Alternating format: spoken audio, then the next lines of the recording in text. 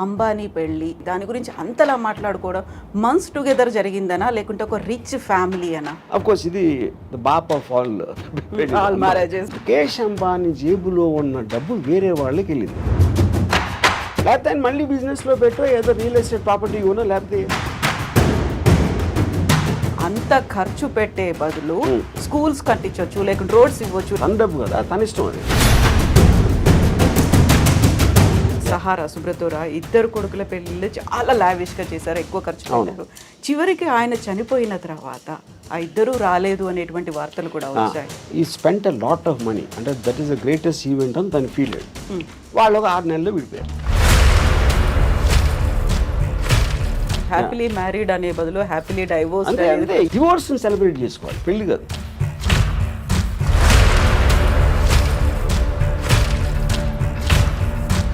పెళ్ళికి ఎవరైనా గెస్ట్లు వస్తే వాళ్ళకి గిఫ్ట్లు ఇవ్వడమో లేకుంటే రిటర్న్ గిఫ్ట్స్ ఉంటాయి. ఇందులో మాత్రం పేమెంట్ మోడ్ అనేది కనిపించింది అనేది. నాగ చైతన్య శోభిత మ్యారేజ్కి సంబంధించి కూడా ఎన్ని స్పెక్యులేషన్స్, అంటే వీళ్ళిద్దరి వల్లే సమంత కూడా విడాకులు తీసుకొని పోయింది, తను దూరం అవడానికి కూడా శోభితనే కారణం, ముందు నుంచి కూడా వీళ్ళకి రిలేషన్స్ ఉన్నాయి అనేది. బోరు కొట్టే మనిషి ఇష్యూ అనేది కేవలం ముగ్గురికి సంబంధించింది. నాగార్జున గారు మీకు చాలా క్లోజ్, పెళ్ళికి పిలిచారనుకోండి వెళ్తారా? పెళ్ళిళ్ళకి చావులకి ఎప్పుడు వెళ్ళాం. స్ట్రాంగ్ స్టేట్మెంట్ కదా. అది నా ఫీలింగ్. శ్రీదేవి గారి మీద ఏదైనా బయోగ్రఫీ తీయాలి అంటే want her to what if end stage Ramu garu ఎలా ఉండాలనుకుంటున్నారు, ఏం జరగాలి, ఎలా ఉంటే బాగుంటుందని? I will see the most least painful death ఏంటనేది. మీరే చచ్చిపోతాను అంటే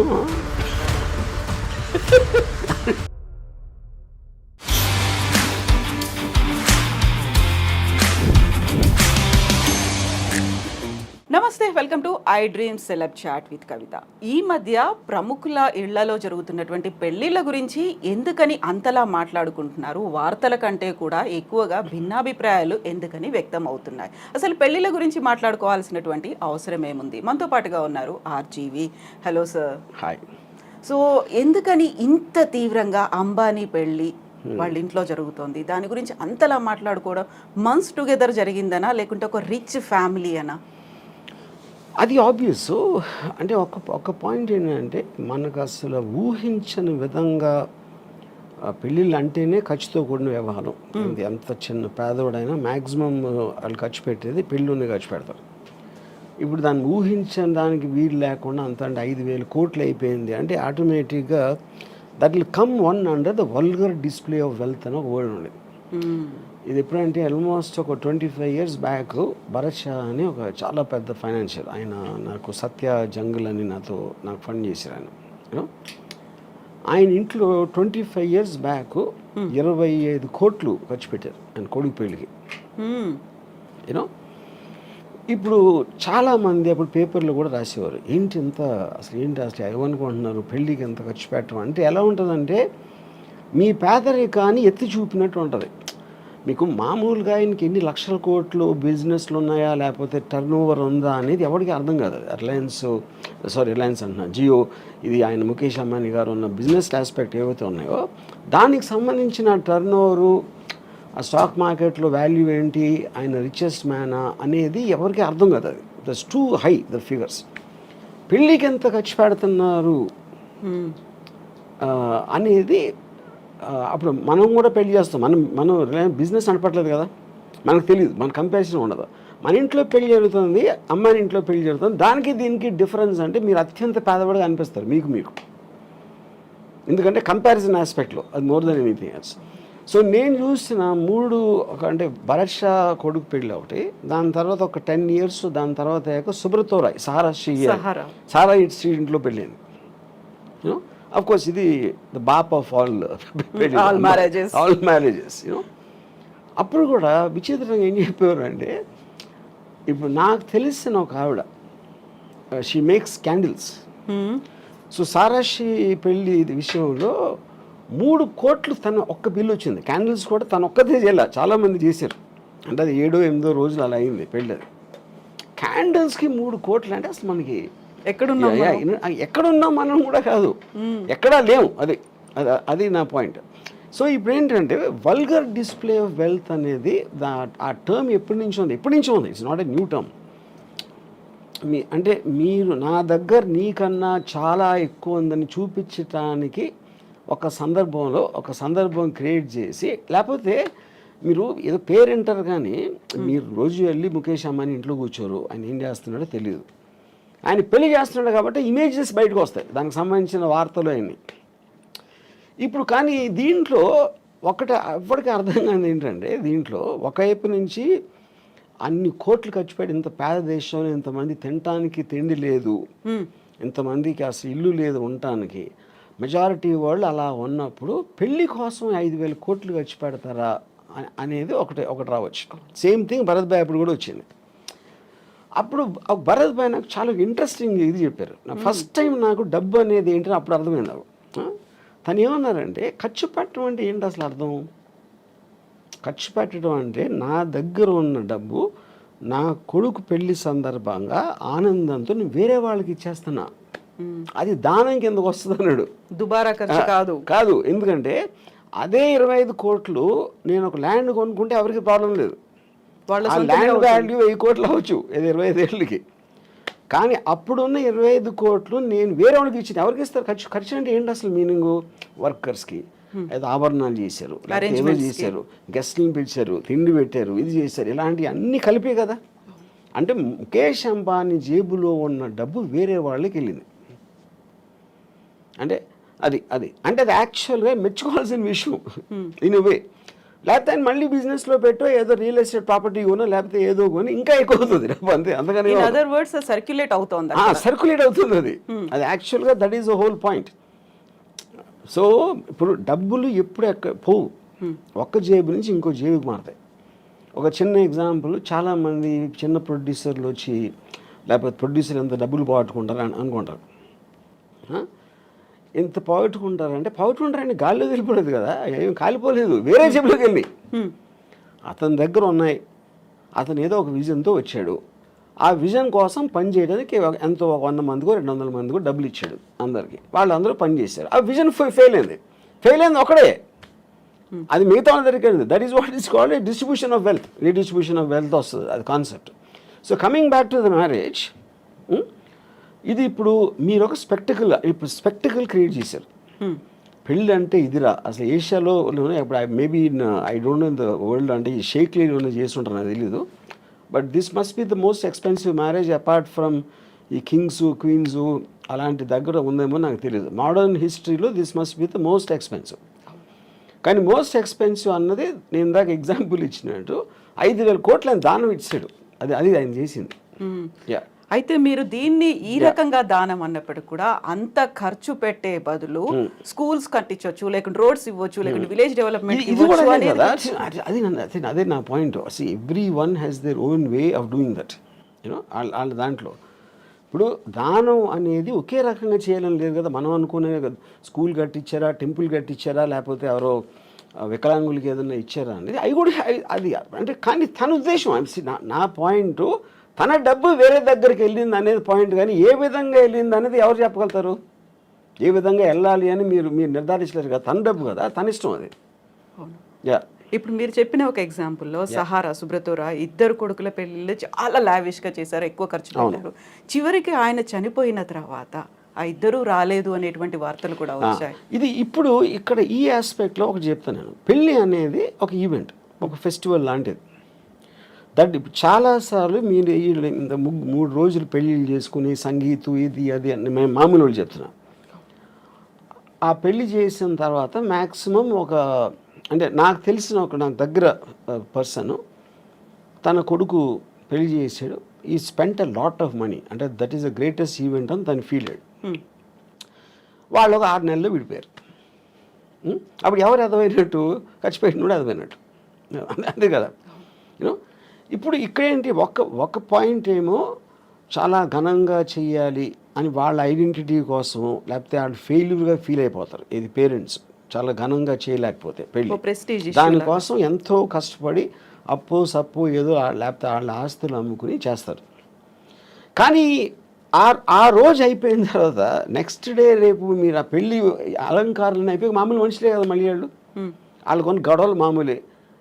మళ్ళీ పెద్ద కొట్టుకుంటూ వచ్చినప్పుడు పెళ్లి వల్ల చేసామని ఆవిడ అనుకో పెళ్లి మర్చిపోయారు, రాత్ గయి బాత్ గయి అయిపోయింది, ఆ రోజుతోనే అయిపోయింది అది. సో దాని తర్వాత వచ్చే ఏ ఆస్పెక్ట్ అయినా కూడా you can't control it. So అప్పుడు అది రిడిక్యులస్ అండి. అందుకని నేనేమన్నానంటే డివోర్స్ని సెలబ్రేట్ చేసుకోవాలి, పెళ్ళి కాదు. ఎందుకంటే పెళ్ళి అనేది మీరు ఒక అన్నోన్ టెరిటరీలోకి వెళ్తున్నారు, అంటే ఆల్మోస్ట్ జైలు లాంటిది. అది నిబంధనలు ఉంటాయి, మీరు అంతకుముందు ఉన్నంత ఫ్రీగా ఉండలేరు. అంతకుముందు ఉన్న అన్నీ తనేమనుకుంటుంది, ఆడేమనుకుంటాడు, వాళ్ళ అత్తమామలు ఏమనుకుంటారు, ఇలాంటి రకరకాల ఆస్పెక్ట్స్లో మీకు ఒక ప్రెషర్ బిల్డప్ అయ్యి ఒకసారి డివోర్స్ అయిపోతుంది. డివోర్స్ అయినప్పుడు ఏంటి, మీరు మళ్ళీ జైలు నుంచి బయటకు వచ్చేసినట్టు. That is more cause for celebration అంటే. ఇది ఒక స్టూపిడ్గా పెళ్ళిని సెలబ్రేట్ చేసుకుంటారు అందరూ. పెళ్ళి అనేది చాలా అంటే అవునా కాదా, పాము కాటేస్తుందా ఇదా అని అంత టెన్షన్తో వెళ్ళాలి, కానీ దాన్ని సెలబ్రేట్ చేసే అంత ఎస్పెక్ట్ లేదు. ఎస్పెషలీ మీరు డివోర్స్ రేట్ ఎంత పెరిగిపోతున్న రోజుల్లో, ఆల్మోస్ట్ 60-70% వెళ్తుందని మొన్న ఎవరు చెప్పారు నాకు. So which means the institution it self is failing. అలాంటి సందర్భంలో మీరు అదొక పెద్ద మీ జీవితంలో జరిగిన ఘనకార్యం లాగా ఫీల్ అయిపోయి పెళ్లి చేసుకుంటాం అనేది నా దృష్టిలో చాలా స్టూపిడ్. అది ఇలా ఎంత ఇదిగా ఈ మధ్య కాలంలో అలాంటి ట్రెండ్ కూడా కనిపిస్తుంది. హ్యాపీలీ మ్యారీడ్ అనే బదులు హ్యాపీలీ డైవోర్స్. అంతే ఈ మధ్య కాలం ఎప్పుడు అంతే. ఇప్పుడు నేను నా డివోర్స్ అయ్యి ఆల్మోస్ట్ 25 years పైన. కాకుండా మీకు సంబంధించి కూడా ఒక క్వశ్చన్ వచ్చింది కదా, మీరు హ్యాపీగా మ్యారేజ్ చేసుకున్నారు, 25 yearsకి పెళ్లి చేసుకున్నారు, ఆ టైంలో అనుభవించాల్సింది, ఒక ఫ్యామిలీని రన్ చేయాల్సింది అంతా చేసిన తర్వాత ఇప్పుడు డైవోర్స్ తీసుకొని ఇప్పుడు మాట్లాడడం. హ్యాపీగా రన్ చేసిన ఎవరు సపోజ్ చేస్తున్నారు? See, when you're taking a decision, you don't know the result. నేను సినిమా తీసినప్పుడు అది ఫ్లాప్ అవుతుందని నాకు తెలియదు కదా. సినిమా తీసినప్పుడు బాగుంటుందా అనుకునే తీస్తా, అది ఫ్లాప్ ఎప్పుడు అవుతుంది, రిలీజ్ అయ్యాక. సో పెళ్ళి బాగుంటుందని పెళ్ళికి ముందు అనుకుంటాం, పెళ్ళి ఫ్లాప్ అయిన తర్వాత ఇంకా పెళ్ళి హ్యాపీగా ఉంటుంది. బట్ అందరి ఎక్స్పీరియన్సెస్ ఒకలా ఉండవు కదా. ఒకలా ఉండవు. Of course I'm not generalising this, but the amount of people, number of people in today's times especially, అప్పుడు లేదని కాదు, అప్పుడు ఉంది డివోర్స్ అనేది కొత్తది ఏమి కాదు. It is rising much more, which basically for the reasons maybe the women, అంటే ప్రతి మనిషి ఒక ఇండిపెండెన్స్ కోరుకుంటాడు.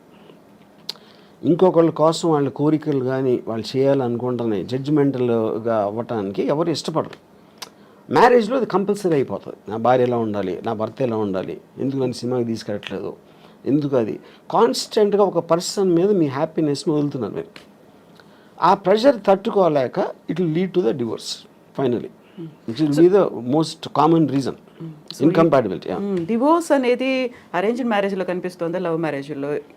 లవ్ మ్యారేజ్లో ఎక్కువ అవటానికి ఛాన్స్ ఉంది. దానికి కారణం ఏంటంటే లవ్లో ఎక్స్పెక్టేషన్స్ ఎక్కువ ఉంటాయి. ఇప్పుడు పెళ్ళికి ముందు నువ్వు లేకపోతే నేను బతకలేను, నువ్వే నా జీవితం, ఇలాంటి డైలాగ్స్ అన్నీ కొడతాడు.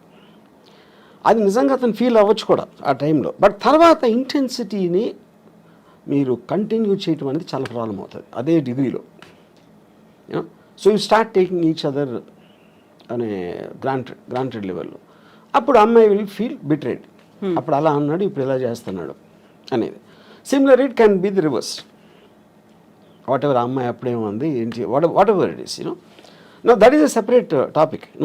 సో ఆ టర్మ్స్లో మ్యారేజ్ అనేది బ్రేక్ అవ్వటానికి ఎక్కువ ఛాన్సెస్ ఉందని మనకు అర్థమైనప్పుడు, more then majority of the కేసెస్లో, అప్పుడు పెళ్ళి అనే ఇన్స్టిట్యూషన్ ఇంత పెద్ద సీన్ చేయటం అనేది నాకు నా ఆనెస్ట్ ఫీలింగ్ ఏంటంటే, ఇప్పుడు అంటే Ambani is an exceptionally rich person, and దాన్ని మనం we cannot do it as a bench mark for otherwise marriages. నా పర్సనల్ ఫీలింగ్లో పెళ్ళికైన ఖర్చు మొత్తం కూడా వీళ్ళకి ఇచ్చేయాలి, ఎవరైతే పెళ్ళి చేసుకుంటున్నారో.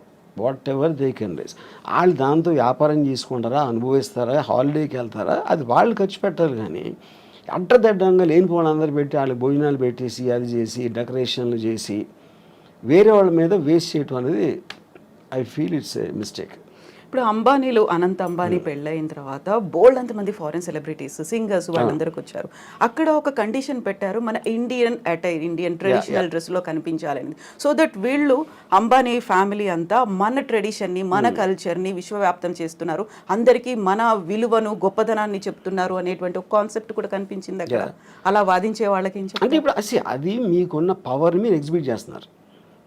మా దానికి అంటే మీరు ఏ ఫెస్టివల్కి పిలిచినా ఎక్కడ పిలిచినా always they will call about attire.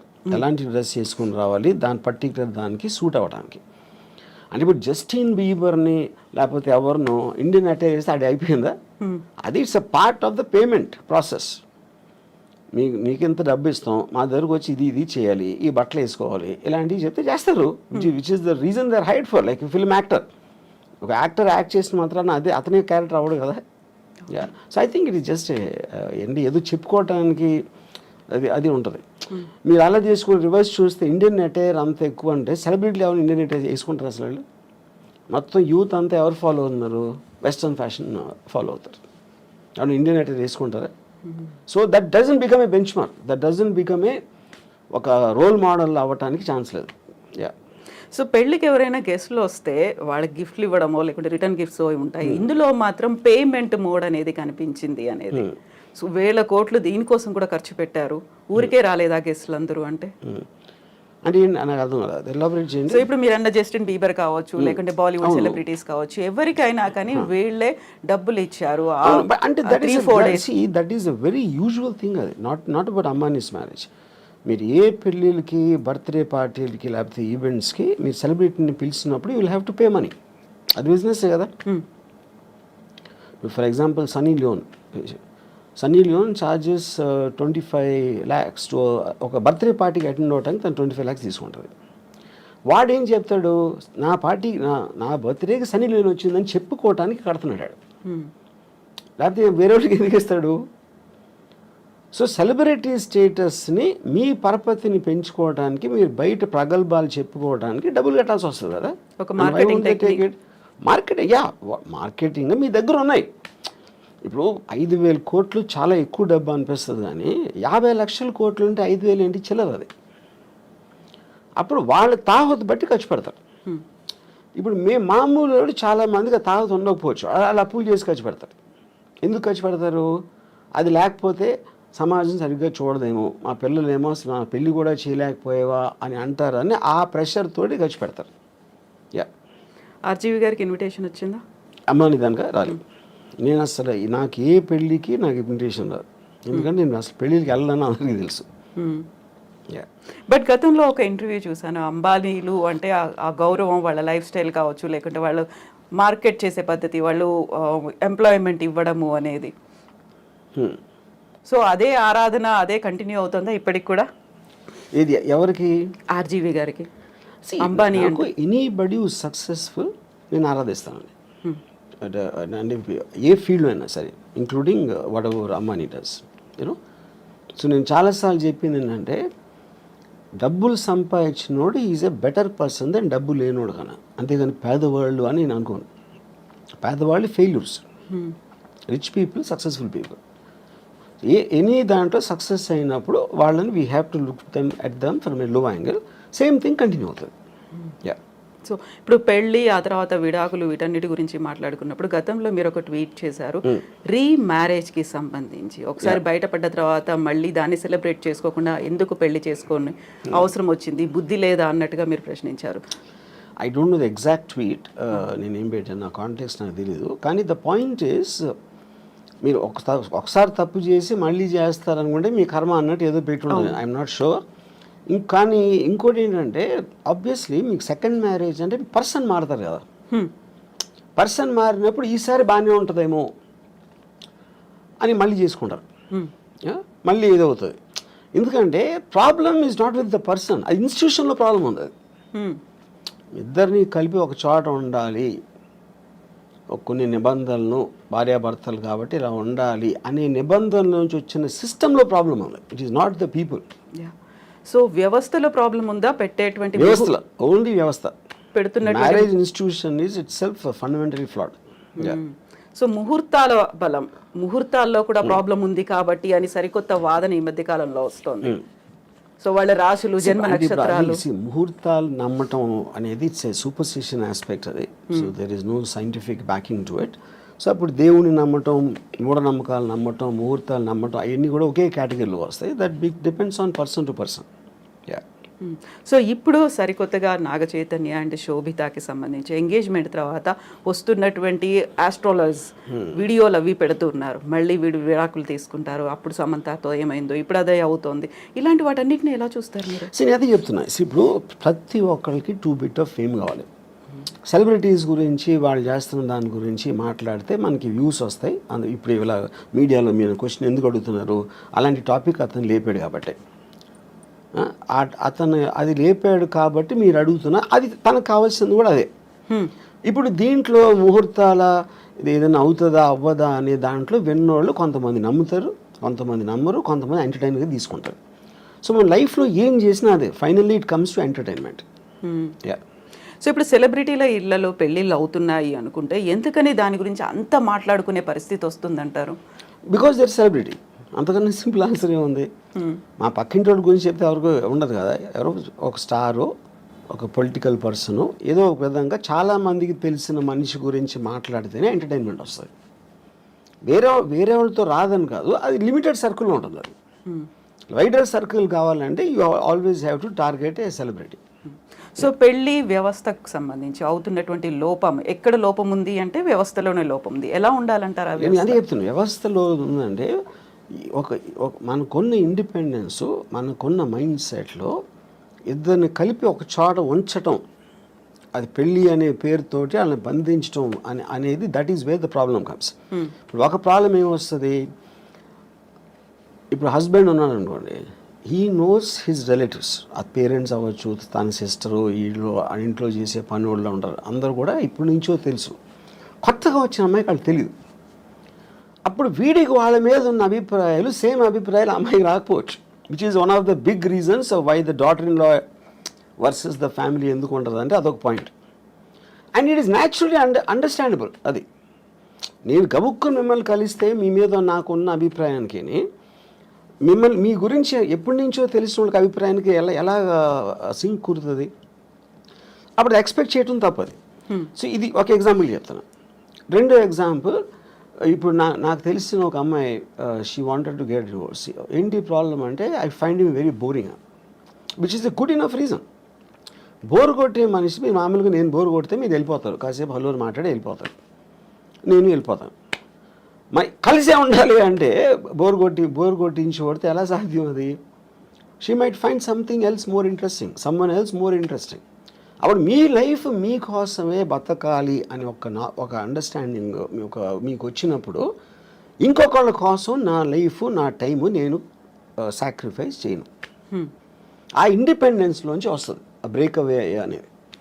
So marriage అనేది ఒరిజినల్గా క్రియేట్ చేసినప్పుడు ఓకే, భర్త భార్య ఇద్దరు వాళ్ళ పిల్లలుగా అంటారు, పిల్లల్ని పెంచుతారు, చదివిస్తారు, వాళ్ళు ఏదో చేస్తారు. ఫ్యామిలీ ఆస్పెక్ట్ అనేది సొసైటీ కోసం చేసింది, ఇండివిజువల్ కోసం చేసింది కాదు. ఎప్పుడైతే ఇండివిజువల్ ఫ్రీడమ్ అనేది పెరగటం పెడితే ఇలాంటి ఇన్స్టిట్యూషన్స్ అన్ని కనబలేకపోతాయి. సో ఈ పెళ్ళిళ్ళు అనేటువంటి వ్యవస్థ లేకుండా ఈ మధ్య కాలంలో వచ్చినటువంటి లివ్ ఇన్ రిలేషన్, దాంట్లో కూడా గొడవలు అవుతున్నాయి, దాంట్లో హ్యాపీగా విడిపోతున్నారు.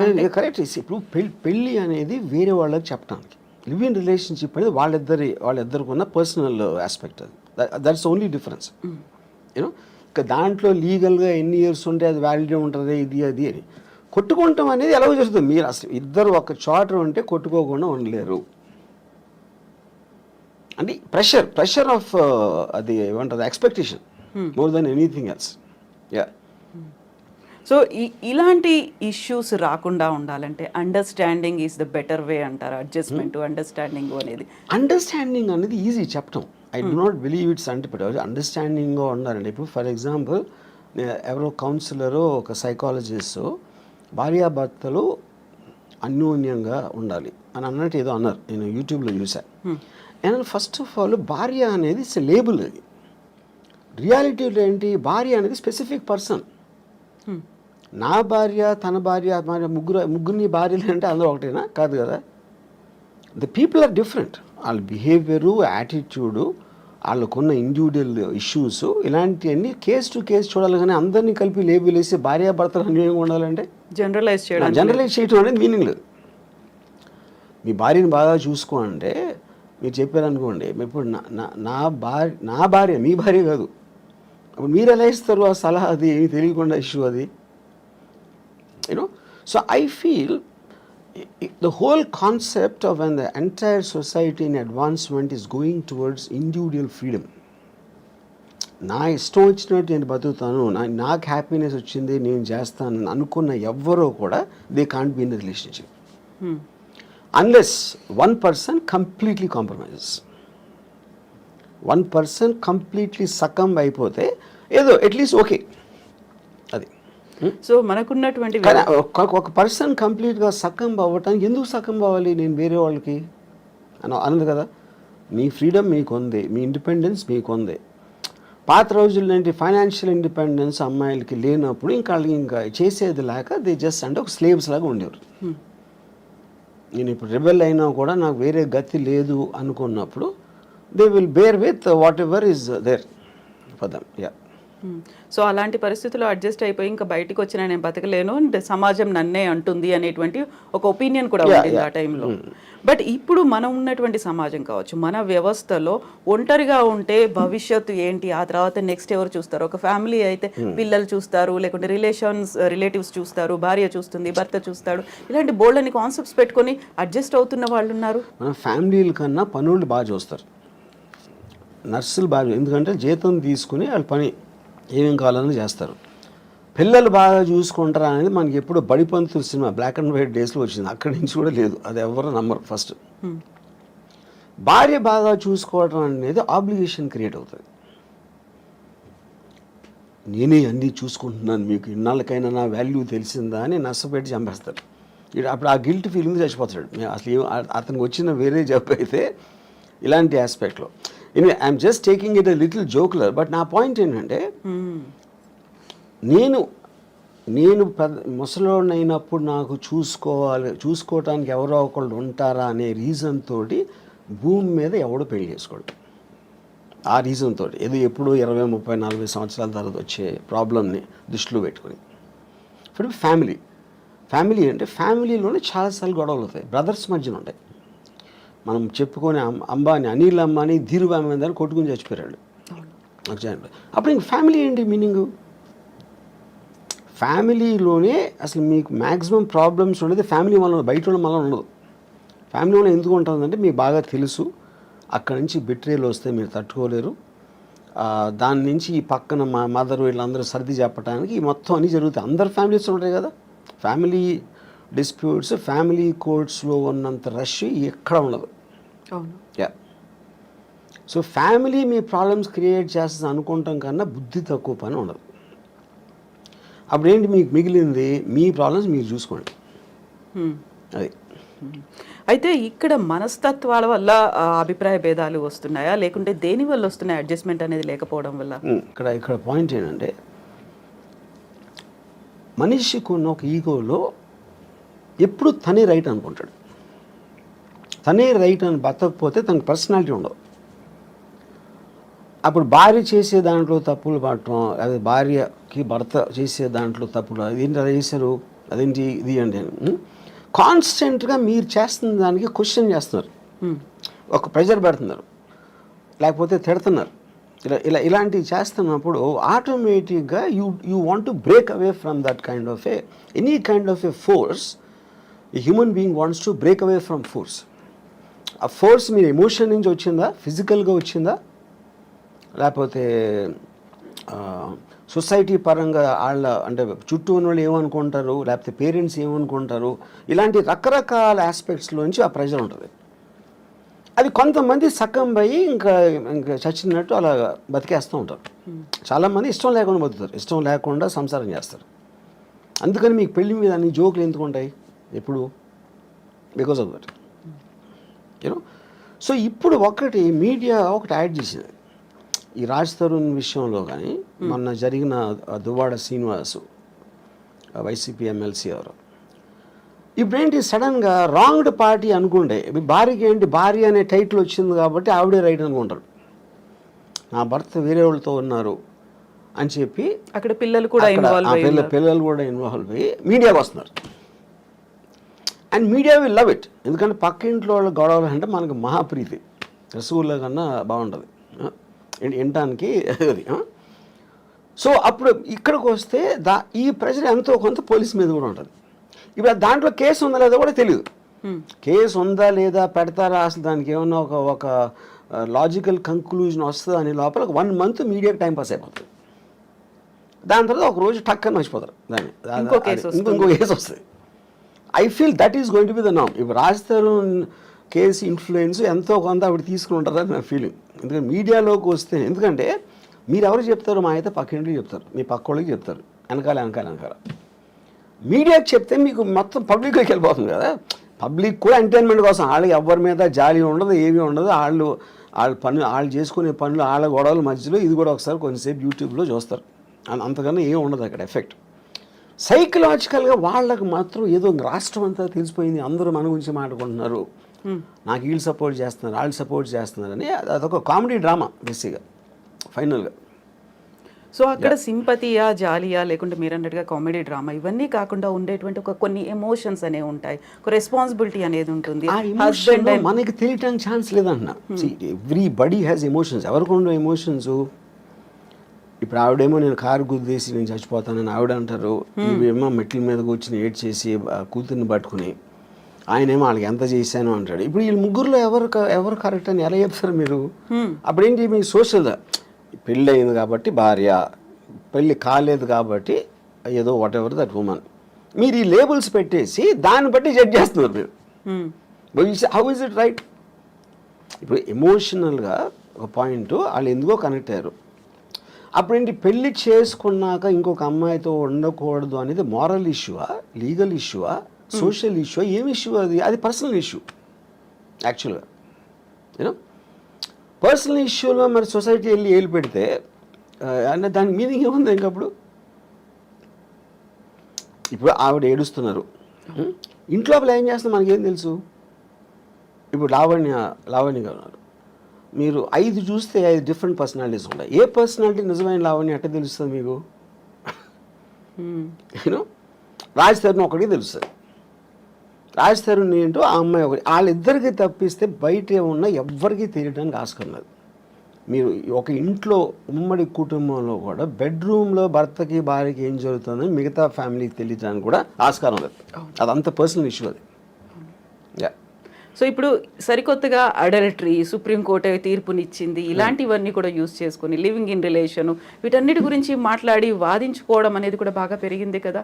వీటన్నిటిని ఎలా చూస్తారు మరి మీరు? That's what I'm saying. Legal aspect అనేది ఒక పాయింట్ ఏది కరెక్ట్. ఇప్పుడు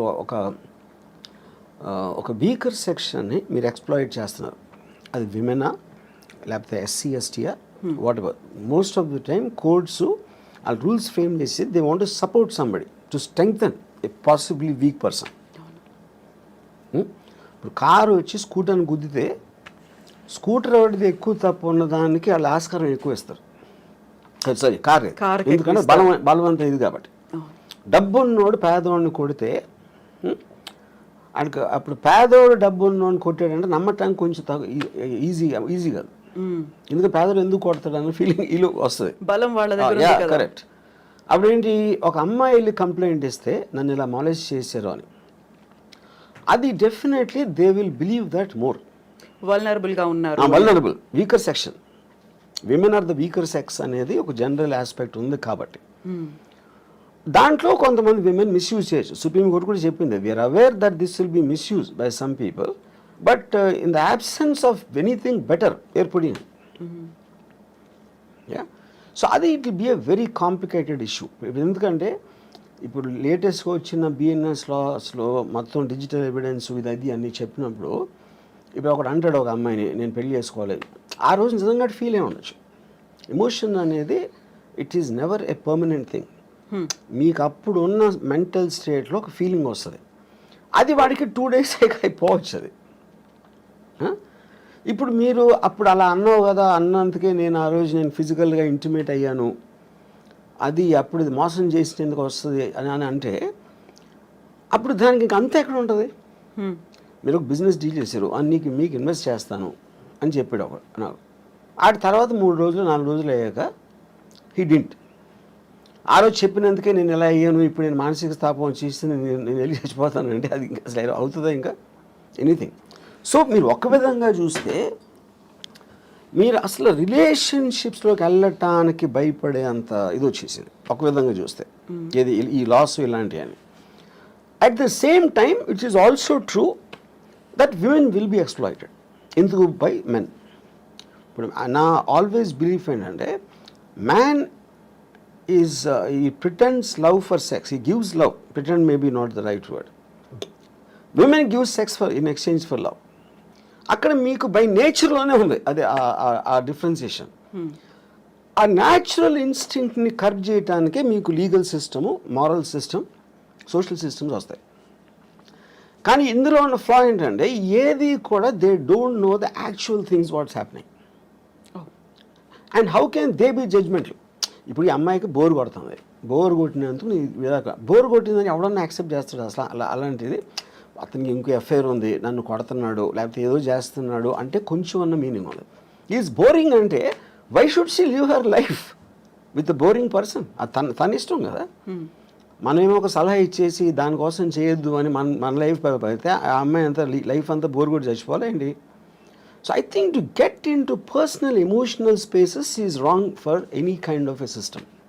అప్పుడేంటి, ఇలా జరుగుతుందని తెలిసిన దానికి మీరు ఎడ్యుకేట్ చేయాలి. మీకు పెళ్లి చేసుకుంటానని చెప్పి తర్వాత చేయకపోతే అది మీరు కన్సిడరేషన్లోకి తీసుకున్నారా అనే ఎడ్యుకేషన్ అనేది most important. So in other words నేను ఏమంటున్నానంటే ఒక